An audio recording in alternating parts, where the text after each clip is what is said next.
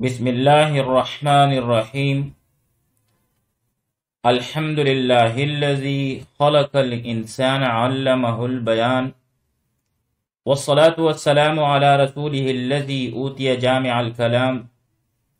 وعلى آلہ واصحابہ الکرام الذین بلعوا الاحکام بفصیح الکلام۔ آج دروس البلاغہ میں ہمارا 28 نمبر سبق ہے، جس میں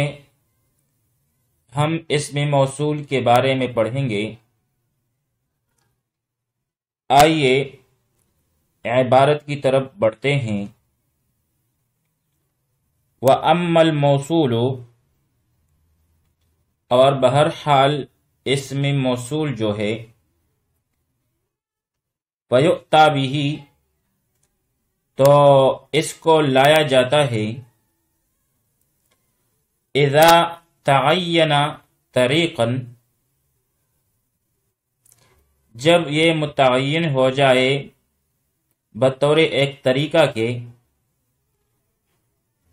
لإحضار معناہ، اس کے معنی کو سامع کے ذہن میں حاضر کرنے کے لیے، کا قول کا، جیسا تیرا یہ کہنا، الذی کان معنا امسی مسافر، الذی کان معنا امسی، وہ شخص جو کل ہمارے ساتھ تھا، مسافر تھا، وہ شخص جو کل ہمارے ساتھ تھا وہ مسافر تھا۔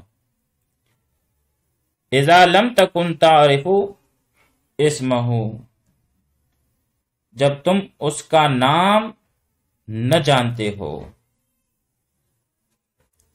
تو بھائی یہاں پر اسم موصول جو ہے، اس کے لانے کا عرض اصلی بیان کیا جا رہا ہے کہ اسم موصول کا استعمال اس وقت کیا جاتا ہے جب کہ سامع کے ذہن میں اس کے معنی کا تصور جمانے کے لیے ایک طریقے کی حیثیت سے متعین ہو جائے، اور اس کے علاوہ کوئی دوسرا طریقہ جو ہے وہ ممکن نہ ہو۔ مثال کے طور پر، حامد اور راشد کی کسی اجنبی شخص سے ملاقات ہوئی تھی، اور راشد کو اس کے بارے میں کچھ بھی معلوم نہیں کہ وہ کون ہے، کس لیے ہم سے ملا، اور حامد راشد کو اس کے متعلق یہ بتلانا چاہتا ہے کہ وہ شخص مسافر تھا۔ حال یہ ہے کہ حامد کو بھی اس کے نام اور سکونت کا پتہ نہیں ہے، تو ایسے موقع پر حامد یوں کہے گا کہ الذی کان معنا امسی مسافر، کہ جو شخص کل ہمارے ساتھ تھا وہ مسافر ہے۔ اب یہاں پر اس مثال میں حامد چونکہ اس اجنبی شخص کے نام وغیرہ سے ناواقف تھا، اس لیے اس کے ساتھ تعارف کے لیے صرف یہی ایک طریقہ تھا کہ وہ اسم موصول کو استعمال کرتے ہوئے الذی کان معنا کہے۔ تو بھائی یہاں پر کوئی اور طریقہ متعین کرنا، تعریف کی جو طریقے ہیں وہ متعین نہیں ہو سکتا، ان میں سے کوئی بھی ایک طریقہ، تو یہاں پر ہم اسم موصول کو لائیں گے۔ پھر آگے فرماتے ہیں، اما اذا لم یتعین طریقا لذالک، اور جب اس کے لیے بطور ایک طریقہ کے متعین نہ ہو، فَيَكُونُ لِأَغْرَاضٍ أُخْرَى،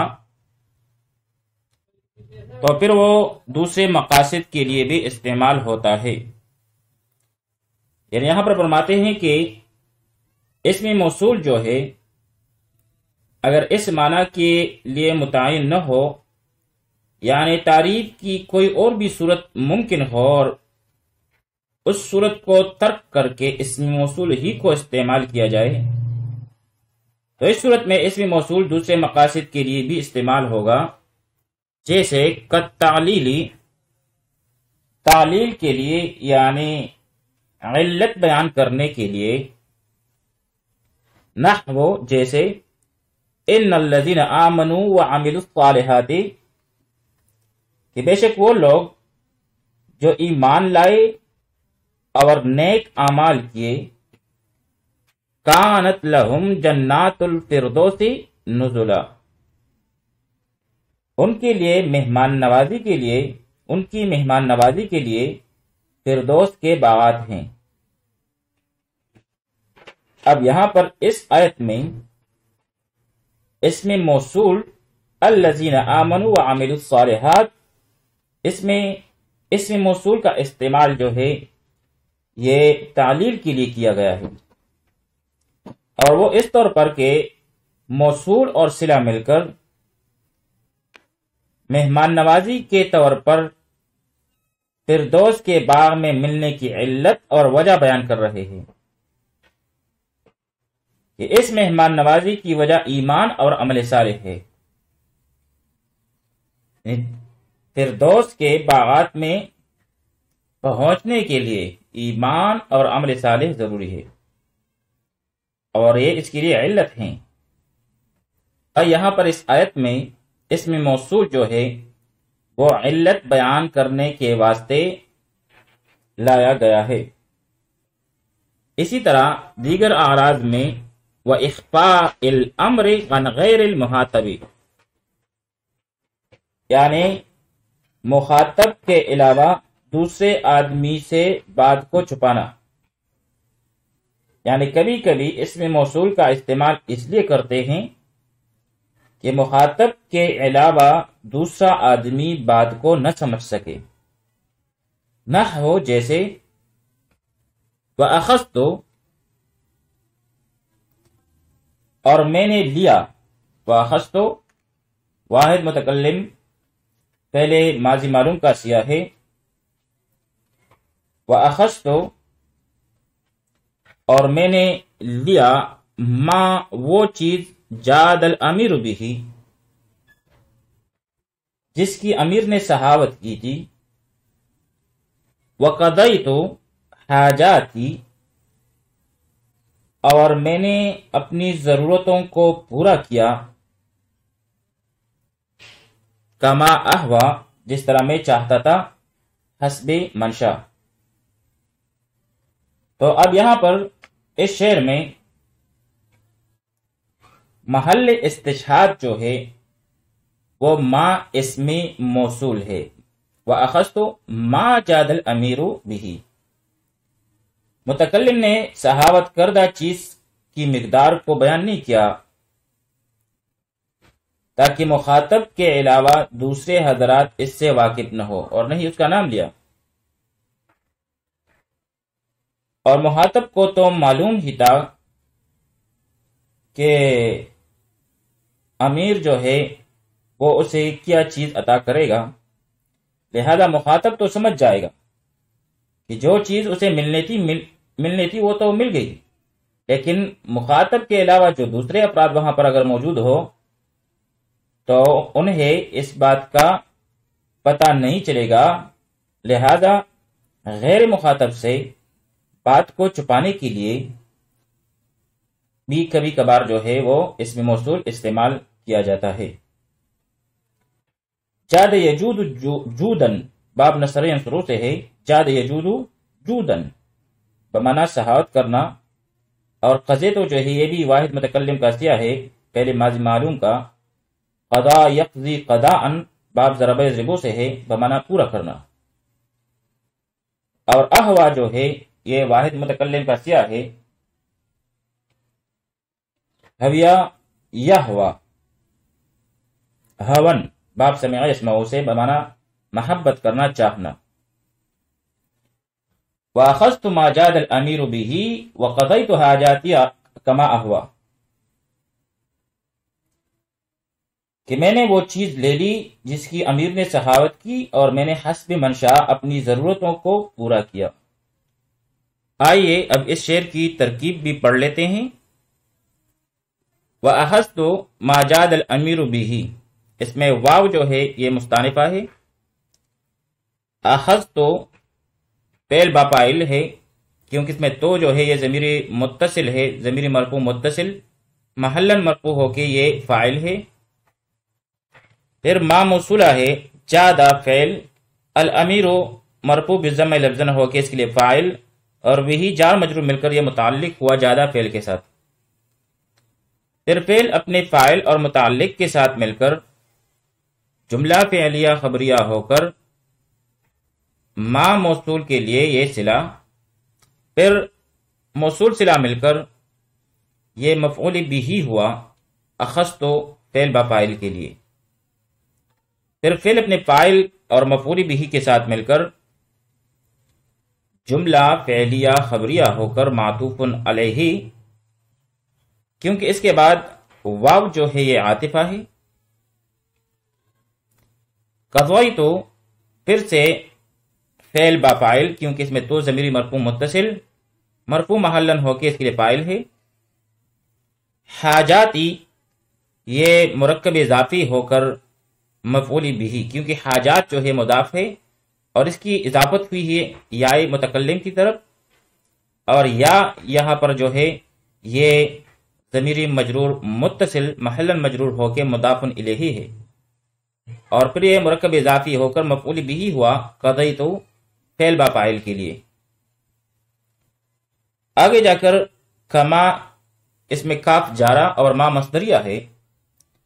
اور احوا جو ہے یہ فعل بافاعل یعنی جملہ فعلیہ ہو کر بتاویل مصدر یہ مجرور ہے کاف جارہ کے لیے، پھر جار مجرور میں کر یہ متعلق ہوا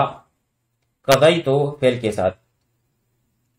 پھر فعل اپنے فاعل مفعول بہ اور متعلق کے ساتھ مل کر جملہ فعلیہ خبریہ ہو کر معطوف، اور پھر آخر میں معطوف علیہ اور معطوف مل کر جملہ معطوفہ ہوا۔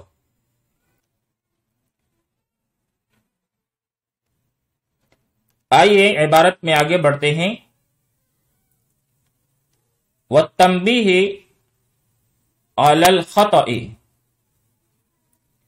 اور کبھی کبھار اسم موصول جو ہے وہ کسی غلطی پر تنبیہ کرنے کے لیے بھی استعمال ہوتا ہے، نحو جیسے ان الذین ترونہم اخوانکم، بے شک وہ لوگ جن کو تم اپنا بھائی سمجھتے ہو، یشفی غلیل صدورہم، ان کے دلوں کی پیاس بجھے گی، یعنی اس وقت بجھے گی ان تسرعوا، جب تم ہلاک کر دیے جاؤ۔ ان تسرعوا بتاویلی مصدر یہ فاعل ہے یشفی کے لیے، یعنی تیرا پچاڑنا ان کے دلوں کی پیاس بجھا لے گا۔ اب یہاں پر شفا یشفی شفاءن، یشفی جو ہے یہ فعل مضارع معلوم کا سیاہ ہے، باب ضرب یضرب سے، شفا یشفی شفاءن بمعنی شفا دینا۔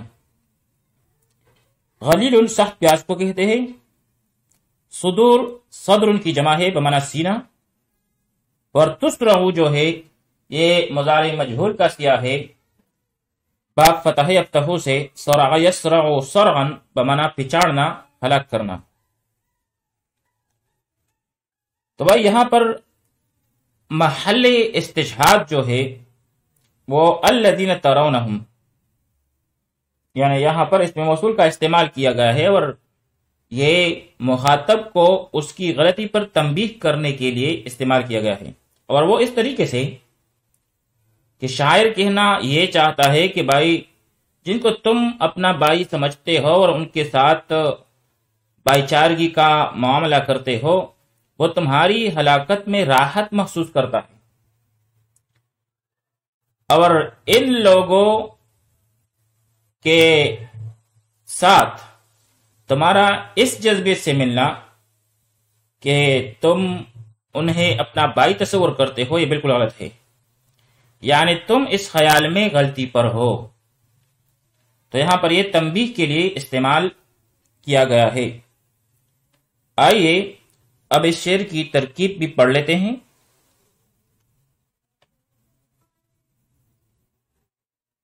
ان الذین ترونہم اخوانکم، ان حرف از حروف مشبہ بالفعل، الذین موصولہ یعنی اس میں موصول ہے،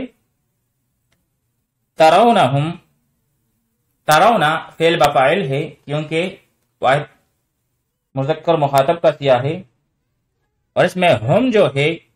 ضمیری منصوب متصل محلاً منصوب ہو کے یہ مفعول بہ اول ہوا۔ اخوانکم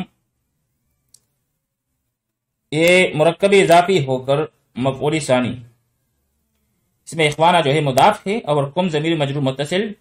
محلاً مجرور ہو کے مضاف الیہ، اور پھر یہ دونوں مضاف اور مضاف الیہ مل کر مرکب اضافی ہو کر یہ مفعول بہ ثانی ہوا ترونا کے لیے۔ پھر فعل اپنے فاعل اور دونوں مفعولوں کے ساتھ مل کر جملہ فعلیہ خبریہ ہو کر یہ ماقبل اس میں موصول کے لیے صلہ ہے، پھر موصول صلہ مل کر یہ انا کے لیے اسم ہوا، اور آگے کا جملہ جو ہے یہ انا کے لیے خبر ہے۔ یشفی فعل، غلیلہ صدورہم، غلیلہ مضاف ہے صدور کی طرف اور صدور پھر مضاف ہے ہم کی طرف، پھر یہ مرکب اضافی ہو کر یہ مفعول بہ ہوا۔ یشفی فعل کے لیے کیونکہ غلیلہ جو ہے وہ منصوب ہے، ان مصدریہ ہے، تسرع یہ جملہ فعلیہ ہو کر بتاویل مصدر بوجہ ان یہ فاعل ہے یشفی فعل کے لیے، پھر فعل اپنے فاعل اور مفعول بہ کے ساتھ مل کر جملہ فعلیہ خبریہ ہو کر یہ انا کے لیے خبر ہوئی۔ پھر انا حرف از حروف مشبہ بالفعل اپنے اسم اور خبر کے ساتھ مل کر جملہ اسمیہ خبریہ ہوا۔ آئیے عبارت میں آگے بڑھتے ہیں۔ وَتَفْخِيمِ شَأْنِ الْمَحْكُومِ بِهِ، اور محکوم بہ کی شان کی عظمت کو بیان کرنے کے لیے، یعنی کبھی کبھار اسم موصول جو ہے وہ محکوم بہ کی عظمت شان کو بتلانے کے لیے بھی استعمال کیا جاتا ہے، نحو جیسے ان الذی سمک السماء، بے شک وہ ذات جس نے آسمان کو بلند کیا، بنا لنا اس نے ہمارے لیے بنایا، بیتن ایک ایسا گھر، دعائمہ کہ جن کے ستون جو ہیں اعز مضبوط ہیں، واطول اور بہت لمبے ہیں۔ تو اب یہاں پر اسم موصول لا کر شاعر جو ہے یہ بیت اللہ شریف کی عظمت شان کی طرف اشارہ کر رہا ہے، اور وہ اس طور پر کہ شاعر یہ کہہ رہا ہے کہ ہمارے گھر یعنی خانہ کعبہ کو بنانے والا وہ ہے جس نے آسمان جیسی بلند و بالا چیز کو بنایا ہے، یعنی وہ ایسی ذات ہے جس کا ہر کام عظیم الشان اور بلند مرتبے کا حامل ہوتا ہے، لہذا ہمارا گھر بیت اللہ شریف جو ہے وہ بھی عظیم الشان اور رفیع المرتبت ہے۔ اب اگر یہاں پر شاعر نام کو ذکر کرتا تو یہ عظمت شان ظاہر نہ ہوتی، تو اسم موصول کے ذریعے سے محکوم بہ کی عظمت شان کو بتلانا بھی مقصود ہوتا ہے۔ یہاں پر سمک یست موکو سمکن باب نصر ینصرو سے ہے بمعنی بلند کرنا، اور دعائن جو ہے یہ دعامتن کی جمع ہے بمعنی ستون، اور اغزو جو ہے یہ اس میں تبذیر کا سیاح ہے باب ضرب یضرب سے غزد یا غز غزن بمعنی قوی ہونا۔ کی ترکیب بھی پڑھ لیتے ہیں۔ انا حرف از حروف مشبہ بالفعل، الذی اسم موصول، سمک فعل بافاعل، اس میں ہوا ضمیر مستتر جو ہے اس کے لیے فاعل ہے، السماء مفعول به منصوب بالفتح لفظاً ہو کے، پھر فعل اپنے فاعل اور مفعول به سے مل کر یہ صلہ ہوا ما قبل کے اسم موصول کے لیے، پھر موصول صلہ مل کر یہ انا کے لیے اسم ہوا۔ پھر آگے جا کر بنا جو ہے فعل با فاعل ہے کیونکہ اس میں بھی ہوا ضمیر مستتر اس کے لیے فاعل بنے گا، لنا یہ جار مجرور مل کر یہ متعلق ہوا بنا کے لیے، بیتن موصوف ہے کیونکہ آگے اس کے لیے صفت مذکور ہے، دغائمہ یہ مرکب اضافی ہو کر مبتدا، اغض و اطول یہ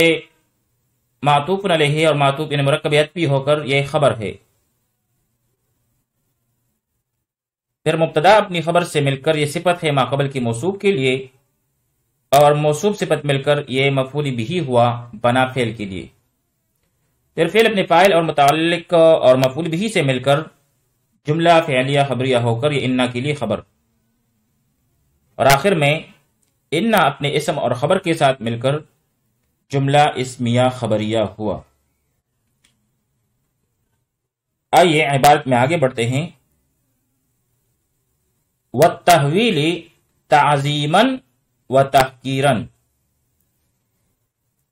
ہولناکی بتلانا تعظیم اور تحقیر کے طور پر، والتحویل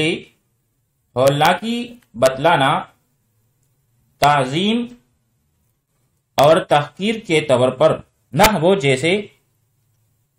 فغشیہم من الیم ما غشیہم، تو وہ دریا ان پر جیسا ملنے کو تھا آ ملا۔ اسی طرح وَمَن لَّمْ يَدْرِ حَقِيقَةَ الْحَالِ قَالَ مَا قَالَ، جس نے حقیقت حال کو نہ جانا وہ ایسے ہی بےہودہ بات کہے گا جو اس نے کہی۔ اب یہاں پر اسم موصول جو ہے اس کو ہولناکی اور خوفناکی کو بیان کرنے کے لیے بھی استعمال کیا گیا ہے۔ پھر یہ ہولناکی جو ہے کبھی عظمت کے طور پر ہوتی ہے اور کبھی حقارت کے طور پر۔ تحویل من جہت التعظیم یعنی تعظیم کے اعتبار سے تحویل اور ہولناکی بیان کرنا، اس کی مثال جو ہے فغشیہم من الیم ما غشیہم، سو ڈانپ لیا ان کو یعنی فرعون اور فرعونیوں کو سمندر کی اس چیز نے جس نے ڈانپ لیا۔ اب اس آیت کریمہ میں ما اسم موصول جو ہے وہ استعمال ہوا ہے، اور یہ من الیم میں اسی ما کا بیان ہے، یعنی مطلب اس کا یہ ہے کہ ان کو سمندر کے اس قدر کثیر پانی نے ڈانپ لیا جس کی مقدار کا اندازہ نہیں لگایا جا سکتا، یعنی پانی اس قدر زیادہ تھا جس کی تفصیل اور جس کا احاطہ ممکن نہیں۔ تو گویا یہاں موصول اور صلہ کے ذریعے غشیہ کے فاعل اور مسند الیہ کو خوفناک اور باعظمت بنا کر پیش کیا گیا ہے۔ پھر تحویل من جہت التحقیر یعنی حقارت کی وجہ سے ہولناکی بیان کرنا، اس کی مثال بھی بیان کی گئی ہے، من لم یدر حقیقت الحال قال ما قال، کہ جس شخص کو حقیقت حال کا علم نہیں اس نے وہ بات کہی جو کہی۔ مطلب اس کا یہ ہے کہ بےہودی اور لایانی باتیں وہی شخص کہتا ہے جس کو صحیح صورتحال معلوم نہیں ہوتی۔ تو اس مثال میں ما سے جو بات مراد لی گئی ہے وہ حقیر اور بے معنی بات ہے۔ اسی طرح والتحکم میں اور کبھی کبھار اسم موصول جو ہے وہ تحکم اور مذاق کے لیے بھی لایا جاتا ہے، نحو جیسے یا ایہا الذی نزل علیہ الذکر انک لمجنون، اے وہ شخص، یا ایہا الذی، اے وہ شخص، نزل علیہ الذکر، جس پر قرآن نازل کیا گیا ہے، انک لمجنون، تم تو مجنون ہو۔ اب یہاں پر اسم موصول جو ہے وہ تحکم اور مذاق کے لیے استعمال کیا گیا ہے، اور وہ اس طور پر کہ یہ جملہ جو ہے کفار مکہ آپ صلی اللہ علیہ وعلی آلہ واصحابہ وسلم کی شان میں بطور استہزاء کہا کرتے تھے، نعوذ باللہ، کہ اللہ رب العزت کو رسول بنانے کے لیے آپ کے علاوہ کوئی اور بڑا آدمی نہیں ملا۔ تو یہاں پر اسم موصول کو حقارت، تحکم اور مذاق کے معنی میں استعمال کیا گیا ہے، جو کہ اور یہی مقصد تھا کفار مکہ کا۔ وصلی اللہ تعالی علی خیر خلقہ محمد وآلہ واصحابہ اجمعین۔